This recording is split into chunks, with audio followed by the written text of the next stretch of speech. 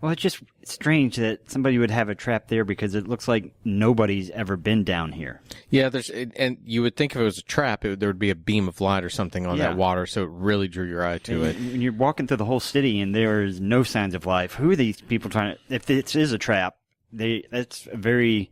You're playing a long game with that, hoping that somebody finds you. But they did do the thing we talked about with that tunnel that, like a video game, had a light on in it. Oh, yeah. That drew them there. So somebody wants them to come here, and water is the one resource we all need. So I just wonder if that's not a trap. As Nova is drinking the water, we get a much closer tight on Brent, and he's getting the shadow of the fountain is now casting across his face to kind of give us the sense that he's being split in two, right? That's what the shadow's doing. Yeah. The shadow's kind of splitting him in half. His face has changed. It's kind of got more of a ruddy tone to it, as if he's getting angry or holding his breath or something like that. And this is when I describe it as nap music, right? It's when that kind of buzzing sound comes in. I mean, it's like, it's music, but it's to me, I was like, oh, that sounds like what a nap would sound like you hear in your ear. Dissonant tones. Right. And this is when, as an audience, I would be wondering, what is going on? Yeah, I have that down here. You know, what's going on with Brent, and when he's grabbing his face, is he hearing something? Is he feeling something? Is it because of the water he just drank? What's going on? That's good. I wondered that too. I once again, with the perspective of what does Sean think? Right. I had that first time realization of, oh, if I've never seen this before, I might think it could be the water. Mm-hmm. Right. The water somehow poisoned him or done something. Yeah. So you got that? Yeah. If we were, since we're breaking these down by the minute and we're not trying to talk too much about the future minutes we've got through, at this point, I would be thinking that something was in the water. It does kind of feel like that. There's nothing else gives you the idea that anything beyond the water is in play. Yeah. Yeah. You know, you mentioned the lighting in that area, and it is nice compared to a lot of what we had in the first film where it was really flatly lit and there were no shadows, there was no texture. It's beautifully done in that way, but it would have been interesting. Okay, again, that tunnel that they went down before, like we said, when they're going up to it, if the light came on, which drew them to it. So you had that. Then you could have different pools of light in there, and those lights could have gone off as that sound was happening, and that could have messed with. And that's not going to cost you anything production-wise, because that's simply turning lights on and off. Those are just...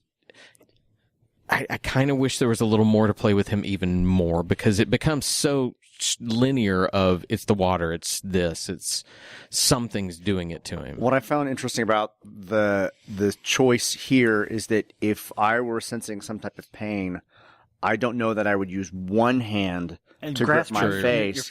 I would most likely grab both hands on the side, or pull your hair that. almost. But he's doing almost like a face hugger kind of thing, an alien face hugger with one finger kind of up to give us a little bit of a different. It's like he's going to start thing. sneezing. It is like that. But I mean, it was an interesting choice to kind of do just one hand as opposed to two hands, right? To show this torture or pain that he's going through. This is, though, the point that this film. Okay, so we had the Ursus moment with his great speech. This is the first time for me since the Ursus speech where I've really been compelled by what's happening in this film, because it's really the first time we're getting not a chase scene. It's not a reiteration of the first film. It's not just hiding in a subway sewer. Right. Subway. Something new is happening. We're in a new location. That's a mystery that I want to uncover.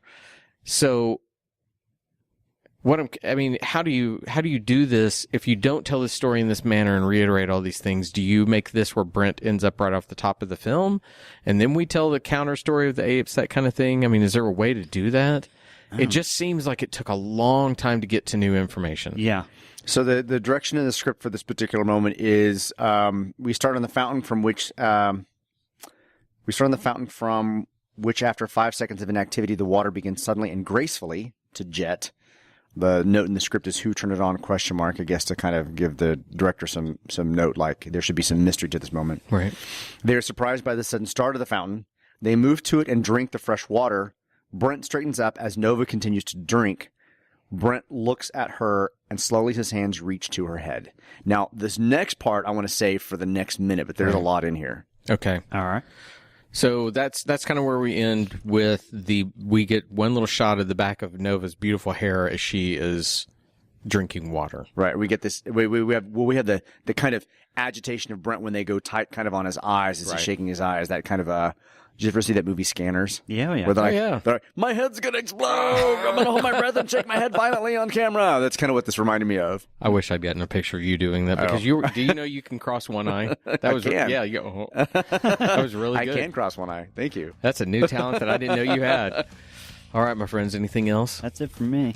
All right, that's Monday in the books, and we're all going to go stare at Richard and his one crossed eye. One crazy cross eye. We'll be back tomorrow with another exciting minute of Beneath the Planet of the Apes. We'll see you then. Bye. Bye, everybody. Beneath the Minute of the Apes. Beneath the Minute of the Apes. Beneath the Minute of the Apes. The only good human is a dead human.